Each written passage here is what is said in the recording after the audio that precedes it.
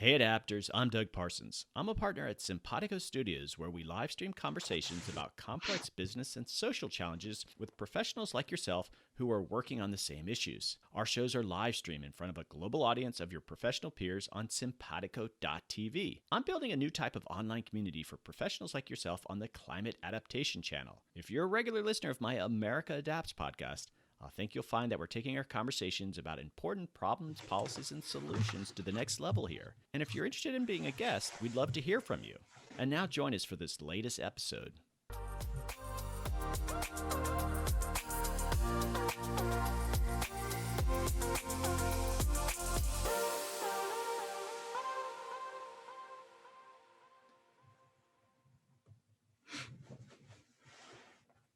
Hey adapters, welcome back. Today our guest is Dr. Geoff Dabelko. Geoff is a professor at the Voinovich School of Leadership and Public Affairs at Ohio University and senior advisor to the Wilson Center's Environmental Change and Security Program. Geoff was a lead author on the IPCC's fifth assessment and serves on the UN Environment Program's expert advisory group on environment, conflict, and peace building. Geoff will explain why climate change is a security issue for a diverse set of actors, locations, and issue areas. He points out how climate change responses, not just impacts, can lead to conflict and how today's practitioners can avoid mistakes of the past. Hey, Geoff, welcome to the show. Hey, thank you very much, Doug. Pleased to be here. Well, been looking forward to this conversation. I've started to have this conversation around national security and climate change, but for I think a lot of folks, it's an emerging issue. But maybe we could just start off that you can give us some history a bit. This actually isn't that old of an issue because climate change isn't that old of an issue. Well, that's right. We did start kind of end of the Cold War, early 90s, started paying attention to and asking questions about how environment and security connected. But at the time, climate change was still seen as slow, distant, over the horizon, and kind of so diffuse that it didn't rise to the level of, particularly if you focused on traditional security concerns, issues of war and peace. That changed about 15 years ago when it was a combination of factors. The science was more certain that this isn't a future issue, this is a now issue. Then we saw those manifestations in ways that we could see the impacts were present now and rising to a level that posed a variety of challenges to different actors by geography, by whether it was the traditional security institutions or a broader notion of security of small island states or livelihood for the poor around the world.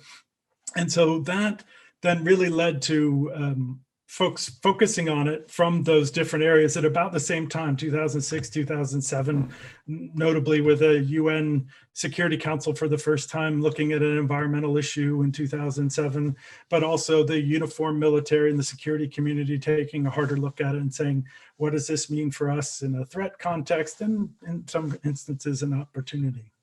All right, so what about you personally though? I mean, you've been dealing with security issues, you are an academic, but how did you transition into this space? I mean, 15 years really isn't that long ago. Yeah, well, it started for me back there at the end of the Cold War and came to DC in 1990. And suddenly everything was different. The superpower competition and the focus on the Soviet Union was gone. And there was space for not new issues, but newly considered issues in foreign and security policy. And so environment, along with health, poverty and development, rose to the top. And so it was at that time where I started getting interested in the topic, went and wrote a dissertation on the evolution of those ideas here in the US, but importantly abroad, because really important considerations and contributions from different parts of the world. And so have been working on those issues since 1990. And when climate change emerged, that was a topic that we embraced at the Wilson Center's Environmental Change and Security Program, kind of a nonpartisan forum to bring these very often very different worlds that don't have a lot of experience talking with one another together to both understand the linkages and then also talk about how we're going to respond to them. Well, that's interesting. And I guess you go back 15 years. What was it like? Was it really just people at the margin talking about it, or did everyone sort of jump fully into it? And did it ever kind of, because people take different national security positions, but did people kind of take opposite sides right away, or did everyone sort of kind of take it seriously right away? Well, I think some folks took it seriously, but there's still lots of puzzles, and there remain a lot of puzzles, and also skepticism. But it depends on which links, and not only which links, but what's the prescription and who's empowered to work on it and who's not, right? So for some, it was an advocacy strategy around climate change and pushing forward mitigation in particular in the run up to the Copenhagen conference in 2009. It was seen as, in the US political context, that those who were opponents tended to be conservative and Republicans that engaged on security issues and thought that was important. And so engaging that community, which was done with particularly retired senior military officials, not to pass judgment on the science, but to get a briefing and say, does this matter to you? And they were, in a resounding fashion, said yes. But that was on the advocacy side. Others came back with skepticism, saying, so you're prescribing a military solution for something that requires cooperation? That seems to be a mismatched tool of kind of conflict and use of force versus the kind of cooperative civilian diplomatic development. And I think that is absolutely a worthy criticism, and one that the security folks would embrace. They'd say it does have implications for us, but don't think of us as the solution set. We're the last resort when all else fails, and climate change impacts, say, fundamentally impact the political, economic stability of a country, and you have state fragility or instability that has lots of causes. Again, that is also a point of criticism. It's not that climate change comes in and causes wars, right? It's more, I call it a threat multiplier. It's an underlying and exacerbating factor that makes things worse at a level that all actors, including security actors, need to pay attention to. I wonder, maybe you probably know this, is there was that short window, it seems, where the Republicans were definitely interested in doing something legislatively around climate change. And I think it was like a McCain-Lieberman climate bill. Yep. And I guess it occurs to me now, talking with you, is, you know, Senator McCain was known for national security being his issue. Was that a driver in his interest in doing a climate bill? I think so. I think so in some terms. That was part of the discourse, and they were going on at the same time. I wouldn't want to overstate that, but there were certainly Republicans who took it seriously. So Senator Warner, for example, in 2010 co-sponsored a insertion of an amendment to the Defense Authorization Act with then Senator Clinton, saying that climate change needed to be systematically assessed by the military in terms of what it meant for operations, missions, threat assessments.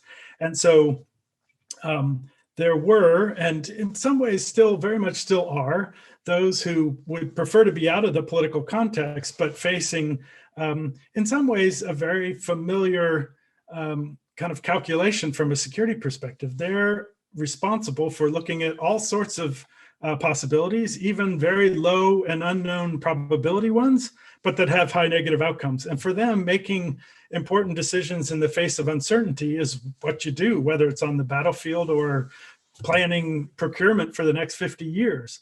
And so that's a commonality, I think, with the kind of precautionary approach and the need to have anticipatory action on climate change that is quite familiar. We need to, even if we're not absolutely certain on all of the science, we know enough to be really concerned and know that it's a crisis and take action even without complete information, because in fact, we'll never have complete information.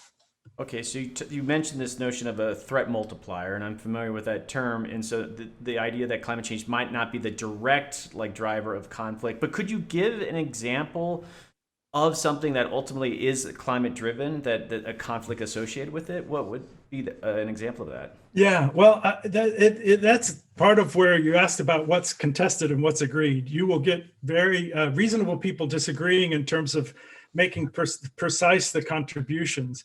But on the one hand, where folks dismiss this climate and security link, it'll be, well, the small island states will say, how can you, China, Russia, oppose the consideration of this topic in fundamental security terms, as this poses an existential threat to our country? Ones that garner a lot of attention are the example in Syria, where there are a whole lot of factors that go into how Syria ended up in that civil war. A number of scholars and certainly a number of policy advocates point to dynamics around longer and deeper drought that really adversely affected the opponents of the regime. And that was part of what brought them into the streets. Now, of course, it required the kind of murderous response that it engendered from the regime that then led to the event. So that's one that you will get. It's part of what makes this set of linkages really interesting, really difficult, and we have to embrace the complexity rather than shy away from it, because it doesn't have simple answers or simple explanations. However, it's one that if we ignore these dynamics, what it means for where people live and where they move and where they have to move suddenly and be displaced, right? So displacement and mobility, hugely important. And we can kind of agree that those go into issues of can be conflictual responses to those changes. As opposed, we're not going to be able to kind of plug in a bunch of numbers, get the answer, and have a really simple story to tell. I think you're sort of giving some examples of this now, but the notion of, climate change and security links, if you make those connections, it might actually be counterproductive. Could you elaborate on that? Sure, it can be. I mean, one of the most famous examples is when, in a very well-intentioned fashion, then Secretary General Ban Ki-moon had an op-ed, short op-ed in, I think it was the Washington Post, right in the wake of the genocide in Darfur, in Sudan, and said, Darfur, the first climate war, ? Was the title he was probably given by the headline writers. And he was trying to make a case that, listen, we have to understand that this is an underlying factor in terms of long-term desertification, the competition between pastoralists and agriculturalists, right? People who grow crops and stay there, and others who are herders, and that kind of, we've had that competition. Again, a lot more involved, right? Kind of again, murderous regime in Sudan that was played on one side of that conflict. He got crushed by the humanitarian community because they said, you just let the Sudanese regime off the hook. Because as they predicted, Bashir said, look, we didn't arm the Janjaweed and perpetrate genocide. Climate change made it happen, right? So there was this notion of, we got to be really careful in terms of understanding claims around causality and putting any adjective, let alone climate change, in front of war or genocide and such, because there's so much more that goes into it, that can actually be something that on the ground can have counterproductive impacts. All right, so I'm going to get into some of your terminology here. So what are backdraft dynamics? And there's this idea that your response to climate change could make the conflict worse. So the examples we've been talking about, how climate impacts may affect the ebb and flow of conflicts, existing ones or contribute to new ones. What that focus, which has been the primary focus, has missed in the opinion of a few of us working on this topic, is that it doesn't include the critical dynamic of how we, often well-intentioned, respond to climate change. How do we adapt? How do we mitigate climate change? And the choices we make there have to be put through a lens of, is this going to create problems from that peace and conflict perspective? So, for example, if the Europeans decide, as they have, to up their renewable energy in the transportation sector and make big investments in biofuels, what does that do for sourcing biofuels in West Africa? Well, you can, Silas Siakor, a Goldman Prize winner for environmental activism, is very eloquent in saying, that's great that you can feel good about your climate response. However, it's fundamentally adversely affecting local livelihoods in Liberia in terms of our farmers can't afford that land and are suffering as a result. I think what we've suggested is that we need to have a systematic look at renewable energies, particularly hydropower that displaces a lot of people, the green energy transition, which we need to make, right? No mistaking, we need to get off fossil fuels. But those technologies in solar and in wind are still heavily mineral dependent, right? We're still pulling things out of the ground to put into that equipment that has all sorts of local conflict dynamics. And so hearkening back to that early 1990s discussion, which was around natural resources and conflict, those dimensions are ones where we could be making transitions that we really want and need to do to respond to climate change. But we have to go in with our eyes open so that we're not exacerbating conflicts or creating new ones because of the spin-offs of what we're doing in the climate space. Okay, so what are you hearing on the adaptation side? And so you mentioned some of the carbon mitigation and maybe some conflicts between North and South. Like, as let's say Europe needs to sort of plan long term for food, and things might change in their landscapes to provide their own food, and they're going to want to go places where there's going to be their ability to adapt that might create other problems. Is that coming up a bit in the work that you're doing? Yes, although I think, boy, it's ripe for more research. So, for example, this term, it's not precise, but we have a sense of it, right? Land grabs. The fact that we saw a surge of land grabs after the 08, 09 energy price spike, as well as the food insecurity. If we remember, that was also when we had the Russian fires and really bad rice crops, and folks were holding food in. And to me, the spike in land grabs, i.e. wealthy countries that are water poor but wealthy, buying and leasing land in third countries for their food security. There's very little transparency. We have no idea how many there are. We do have anecdotes from places like Ethiopia and Madagascar that a few locally are benefiting to the detriment of those who are no longer have their land to, again, often raise subsistence, do subsistence agriculture. In Madagascar, there still needs more work to be done, but that was part of what brought people into the streets with the coup that overthrew President Ravalomanana. It was the political upset at these land grabs. In that case, it was a proposed South Korean deal for rice. So I think those one person's adaptation doesn't just stay at home. Another one is palm oil prices, right? European decisions, again, trying to move into renewable energy, dramatic impact on the price of palm oil. And this wouldn't be a kind of a big C conflict, but what that means for tropical forest degradation and clearing in order to go to a monoculture for producing palms used for a lot of things, but nevertheless, those are real critical dimensions. We could go on the RED schemes, the reduced emissions of deforestation, forest degradation. Fantastic payment for ecosystem services, put a value on those forests to stand. At the same time, it could be done well or done poorly.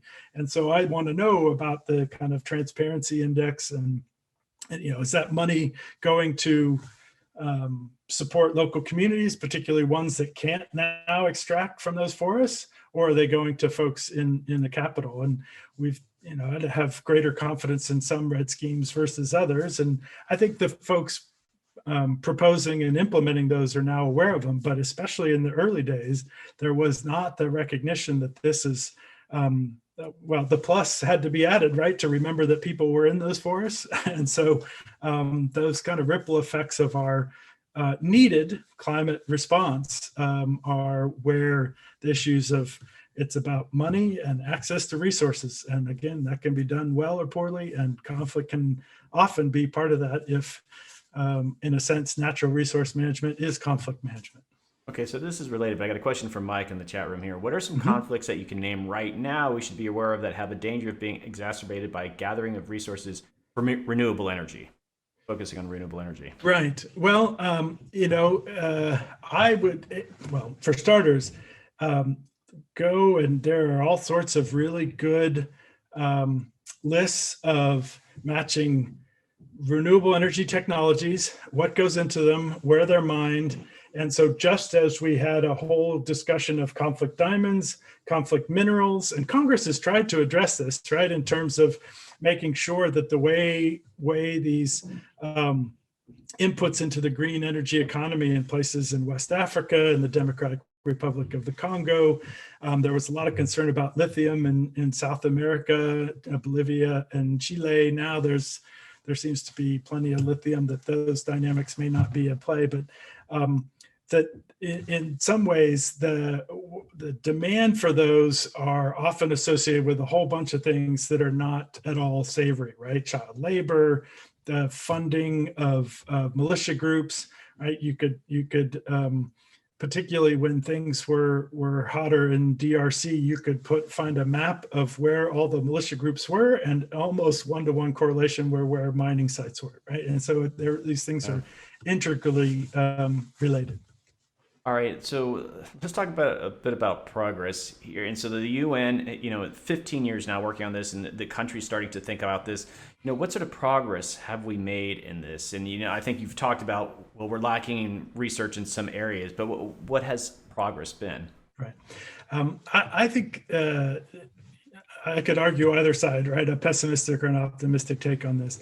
I think the fact that we're now on our third or fourth time that the Security Council is focusing on this issue can be interpreted as, well, can't they make progress? Why do they still need to be meeting? But I would take a different view, that it is particularly with a wider lens of security. So while explicit conflict is part of the portfolio, there is a general acceptance that climate change has implications on a scale in agriculture, in economy, in health that is posed to all countries. In some places, it's more extreme, and in some places, particularly, countries are not well equipped to handle it, right? So they're vulnerable and poor in institutions and resources and kind of education, a variety of indicators that mean they're more vulnerable. So, for example, the Lake Chad Basin has been a particular focus, to some degree the UN, but particularly out of a G7, G8 group of countries coming together to focus on it. I got to say, the Germans deserve particular highlighting in terms of consistency and focusing on the importance of these and putting resources into it and taking action. Other countries have been leaders at times, including the United States, Canada, and Japan. Change of government, and then there's a step back. UK has also ebbed and flowed, even under governments of the same party. So you'll see consistent leadership from the small island states, which are not surprisingly advocating and are making a kind of moral argument that's forcing some of the more powerful countries to face it as well. So I think we do see a progress in the recognition. We're still a long way from translating into resources. That's a diplomatic conversation. You could have a similar one that has ups and downs from the traditional military, uniformed services, from the intelligence community, integrating these assessments into their understanding of where the world is, where it's going, where there are concerns and not.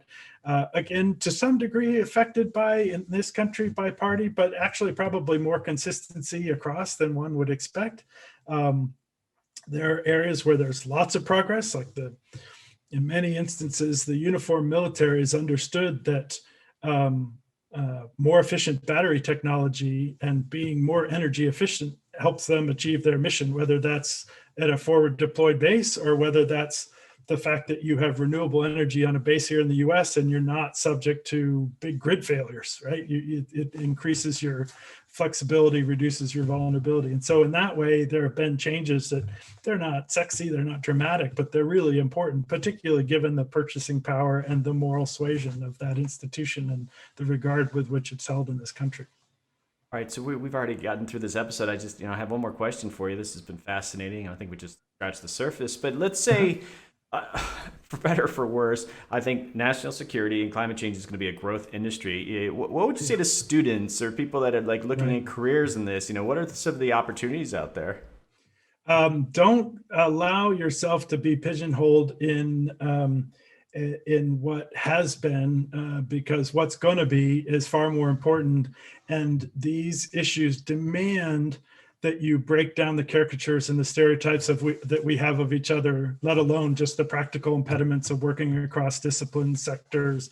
And so I often start my climate and security discussions with a picture of, on the one hand, a young kind of a caricature of the environmental do-gooder trying to hug the redwood tree, and on the other hand, a big explosion. And I try to emphasize that folks coming from that environment and climate side are a whole lot more than hugging trees and hugging pandas. I'm all for the biodiversity and what that message is, but there's a whole lot more to it. And likewise, on the security community, even the traditional perspective, the narrow War and Peace, has a lot more tools around scenario and game playing and decision making in the face of uncertainty and managing risk that we could benefit from. And secondly, our notions of security are broadening. And so that is a conversation that we want to actively push forward. You can't do that from a disciplinary silo. You can't do that without breaking down some of the traditional barriers, working across. And there are a bevy of topics out there if you want to pursue it from an academic, from a practitioner, from an advocate perspective. Plenty of work to do. All right, great final message. Well, this has been great, Geoff. I want to bring you into just chatting. That we just kind of close out the episode that way. But thanks for coming on. And again, I'd love to have another conversation with you about some of these other issues. But this has been great. Thank you so much, Doug. Really appreciate it. It's great. All right, hold on. We'll be right back.